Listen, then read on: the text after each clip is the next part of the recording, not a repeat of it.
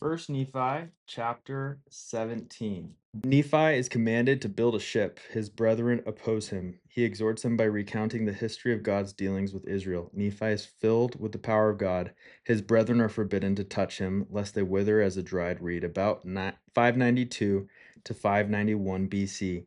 And it came to pass that we did again take our journey in the wilderness, and we did travel nearly eastward from that time forth. And we did travel and wade through much affliction in the wilderness, and our women did bear children in the wilderness. And so great were the blessings of the Lord upon us, that while we did live upon raw meat in the wilderness, our women did give plenty of suck for their children, and were strong, yea, even like unto the men, and they began to bear their journeys without murmurings.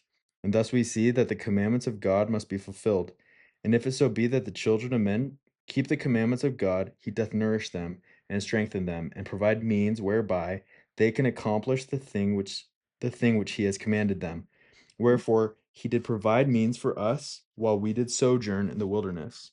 We did sojourn for the space of many years, yea, even 8 years in the wilderness. And we did come to the land which we called Bountiful, because of its much fruit and also wild honey. And all these things were prepared of the Lord, that we might not perish. And we beheld the sea which we called Iriantum, which being interpreted is many waters. And it came to pass that we did pitch our tents by the seashore, and notwithstanding we had suffered many afflictions and much difficulty, yea, even so much that we cannot write them all, we were exceedingly rejoiced when we came to the seashore, and we called the place Bountiful, because of its much fruit.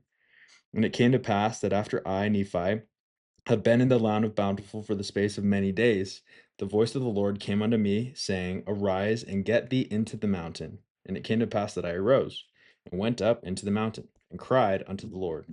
And it came to pass that the Lord spake unto me, saying, Thou shalt construct the ship after the manner which I shall show thee, that I may carry thy people across these waters. And I said, Lord, whither shall I go that I may find ore to molten, that I may make tools to construct the ship after the manner which thou hast shown me? And it came to pass that the Lord told me whither I should go to find ore, that I might make tools. And it came to pass that I, Nephi, did make a bellows wherewith to blow the fire of the skins of beasts. And after I had made a bellows, that I might have wherewith to blow the fire, I did smite two stones together, that I might make fire. For the Lord had not hitherto suffered that we should make much fire as we journeyed in the wilderness. For he said, I will make thy food become sweet, that ye cook it not.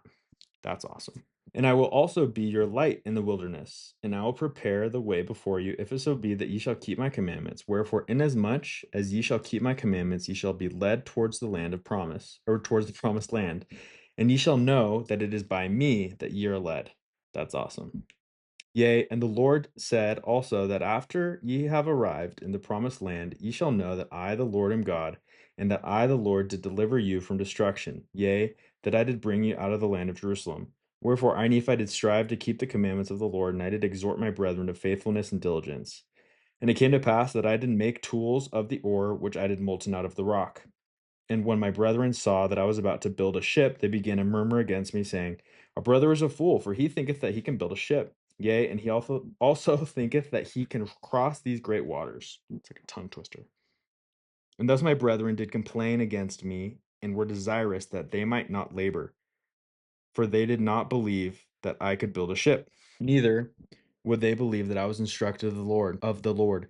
Now it came to pass that I, Nephi, was exceedingly sorrowful because of the hardness of their hearts. And now when they saw that I began to be sorrowful, they were glad in their hearts, where insomuch that they did rejoice over me, saying, We knew that ye could not construct a ship, for we knew that ye were lacking in judgment. Wherefore thou canst not accomplish so great a work.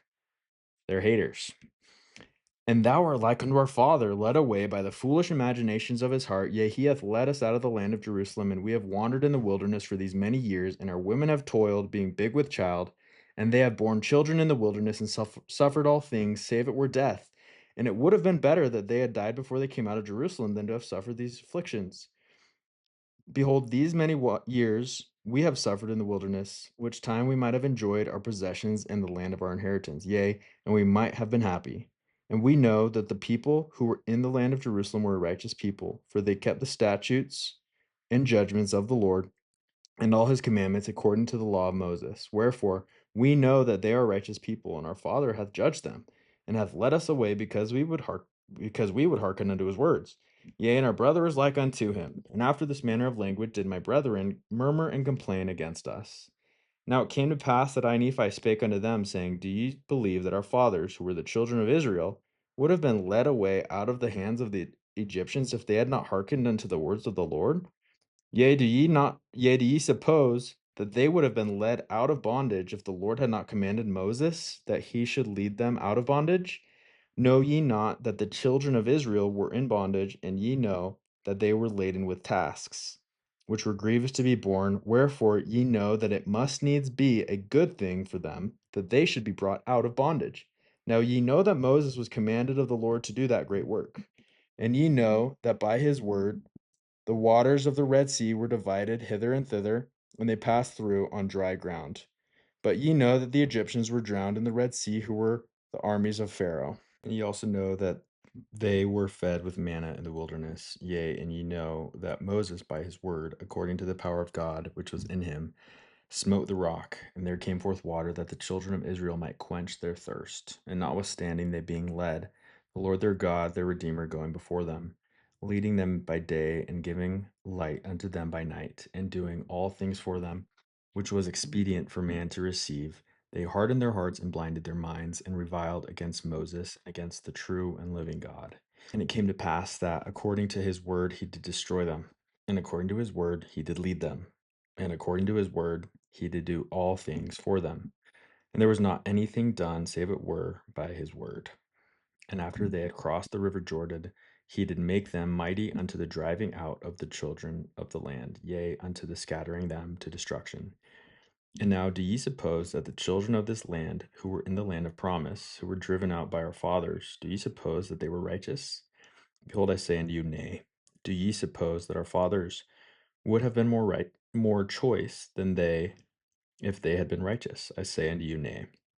Behold, the Lord esteemeth all flesh in one. He that is righteous is favored of God. But behold, this people had rejected every word of God, and they were ripe in iniquity, and the fullness of the wrath of God was upon them. And the Lord did curse the land against them, and bless it unto our fathers. Yea, he did curse it against them unto their destruction, and he did bless it unto our fathers unto their obtaining power over it. Behold, the Lord hath created the earth that it should be inhabited, and he hath created his children that they should possess it. And he raiseth up a righteous nation, and destroyeth the nations of the wicked. And he leadeth away the righteous into precious lands, and the wicked he destroyeth, and curseth the land unto them for their sakes. He ruleth high in the heavens, for it is his throne, and this earth is his footstool. And he loveth those who will have him to be their God.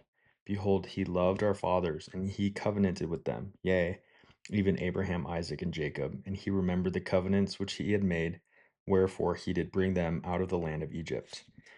And he did straighten them in the wilderness with his rod, for they hardened their hearts, even as they have, and the Lord straightened them because of their iniquity. He sent fiery flying serpents among them, and after they were bitten, he prepared a way that they might be healed. And the labor which they had to perform was to look. And because of the simpleness of the way, or the easiness of it, there were many who perished. And they did harden their hearts from time to time, and they did revile against Moses, and also against God. Nevertheless, ye know that they were led forth by his matchless power into the land of promise. And now, after all these things, the time has come that they have become wicked, yea, nearly unto ripeness. And I know not, but they are at this day about to be destroyed. For I know that the day must surely come that they must be destroyed, save a few only, who shall be led away into captivity. Wherefore the Lord commanded my father that he should depart into the wilderness. And the Jews also sought to take away his life. Yea, and ye also have sought to take away his life. Wherefore ye are murderers in your hearts, and ye are like unto them. Ye are swift to do iniquity, but slow to remember the Lord your God. Ye have seen an angel, and he spake unto you. Yea, ye have heard his voice from time to time, and he hath spoken unto you in a still small voice, but ye were past feeling, that ye could not feel his words. Wherefore he has spoken unto you like unto the voice of thunder, which did cause the earth to shake as if it were to divide asunder. And ye also know that by the power of his almighty word he can cause the earth that it shall pass away. Yea, and ye also know that by his word he can cause the rough places to be made smooth, and smooth places shall be broken up.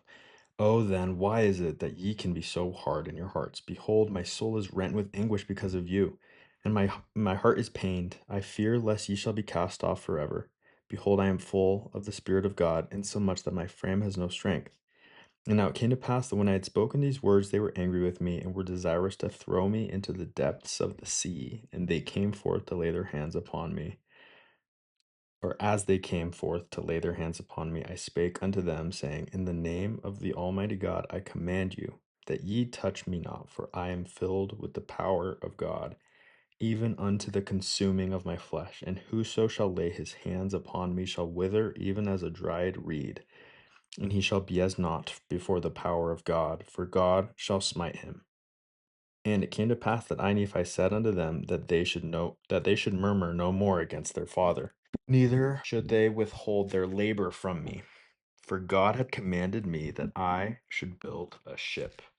And it came to pass that I said unto them, If God had commanded me to do all things, I could do them. In other words, I can do anything that God commands me to do. If he should command me that I should say unto this water, Be thou earth, it should be earth. And if I should say it, it would be done. And now I had written a note here that says, how cool would it be to get to the point of having this level of faith and certainty and confidence in the connection that I have with God? Okay, 51. And now, if the Lord has such great power and has wrought so many miracles among the children of men, how is it that he cannot instruct me that I should build a ship? And it came to pass that I, Nephi, said many things unto my brethren, insomuch that they were confounded and could not contend against me. Neither durst they lay their hands upon me, nor touch me with their fingers, even for the space of many days. Now they durst not do this, lest they should wither before me.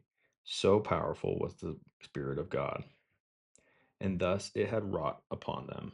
It's cool how Nephi doesn't take the credit for himself, but that he's all spiritual, but it's just the strength of the power of God. And it came to pass that the Lord said unto me, Stretch forth thine hand unto thy brethren, and they shall not wither before thee, but I will shock them, saith the Lord. And this will I do, that they may know that I am the Lord their God. And it came to pass that I stretched forth my hand unto my brethren, and they did not wither before me, but the Lord did shake them, even according to the word which he had spoken. And now they said, We know of a surety that the Lord is with thee, for we know that it is the power of the Lord that has shaken us. And they fell down before me, and were about to worship me, but I would not suffer them, saying, I am thy brother, yea, even thy younger brother, wherefore worship the Lord thy God, and honor thy father and thy mother, that thy days may be long in the land which the Lord thy God shall give thee. Okay, next is chapter 18. That was the end of chapter 17.